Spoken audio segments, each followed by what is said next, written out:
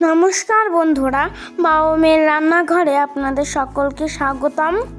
আজ আমি কচু শাকের একটি নতুন রেসিপি আপনাদের সঙ্গে শেয়ার করছি। ভালো লাগলে লাইক শেয়ার সাবস্ক্রাইব করার অনুরোধ রইল। শুরু করা যাক এই রেসিপিটি। কচু শাকগুলো খোসা ছাড়িয়ে আমি টুকরো করে কেটে নিয়েছি। এবার একটা প্রেসার কুকারের মধ্যে দিয়ে দেব। প্রেসার কুকারে দিয়ে দেবো হাফ গ্লাস জল, 1 চামচ লবণ আর 1 চামচ হলুদ দিয়ে সিদ্ধ করে নেব।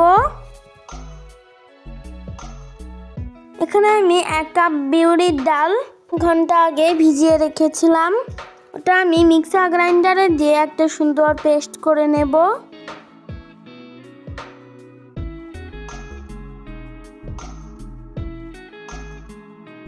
অন্যদিকে আমার কচু শাকটা সিদ্ধ হয়ে গেছে, জল ঝরিয়ে নেব।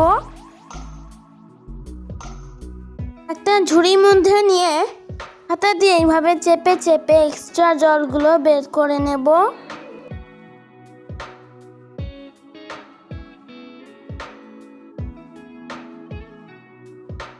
অন্যদিকে আমি একটা নারকেল ফাটিয়ে নিলাম, দিয়ে নেব। পেস্ট করা বিউলির ডালটা আমি ভালো করে ফাটিয়ে নেব। এবার আমি দিয়ে দেব কিছুটা কালো জিরে, দিয়ে দেব পরিমাণ মতো লবণ, আবার একটুখানি ফেটিয়ে নেব। একটা ফ্রাইং প্যানে দিয়ে দেব সরষের তেল। এবার আমি ফাটানো বিউলির ডালটা ছোট ছোট পকোড়া করে ভেজে নেব।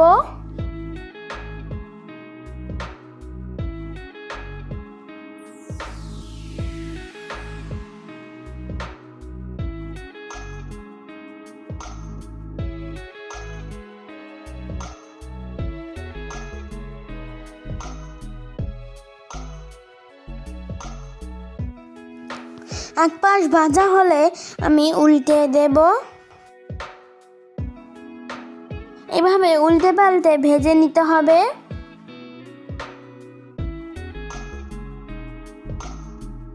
আমার সব বড়াগুলো ভাজা হয়ে গেছে, একটা বাটিতে তুলে নেব। একই তেলে দিয়ে দেব একটা তেজপাতা, 4 থেকে 5টা শুকনো লঙ্কা আর দিয়ে দেব গোটা জিরে। এবার শুকনো লঙ্কা, তেজপাতা আর গোটা জিরেটা একটু ভেজে নিয়ে দিয়ে দেব আদা বাটা, পরিমাণ মতো লবণ, কাঁচা লঙ্কা বাটা, দিয়ে দেব জিরে বাটা,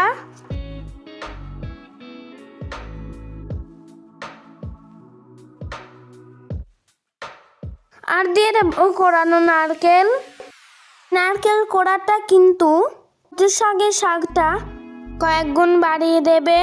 দিয়ে দেব ভেজানো ছোলা,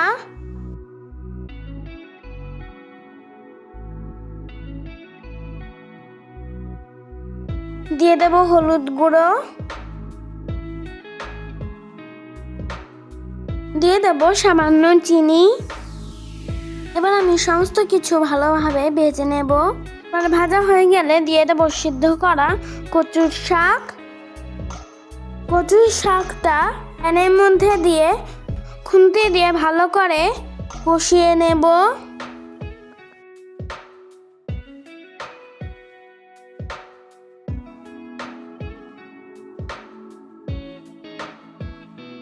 অন্যদিকে আমি একটা তেঁতুলের পাল্প বের করে নেব।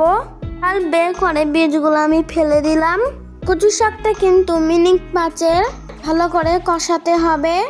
দিয়ে দেবো ভেজে রাখা বিউলির ডালের বড়াগুলো, দিয়ে কচু শাকের সঙ্গে ভালো করে মিশিয়ে নেব। বিউলির ডালের বড়া, নারকেল আর ছোলা দিয়ে কচু শাকের রেসিপিটি খেতে অসাধারণ লাগে। একটুখানি লবণ কম হয়েছিল, দিয়ে দিলাম লবণ।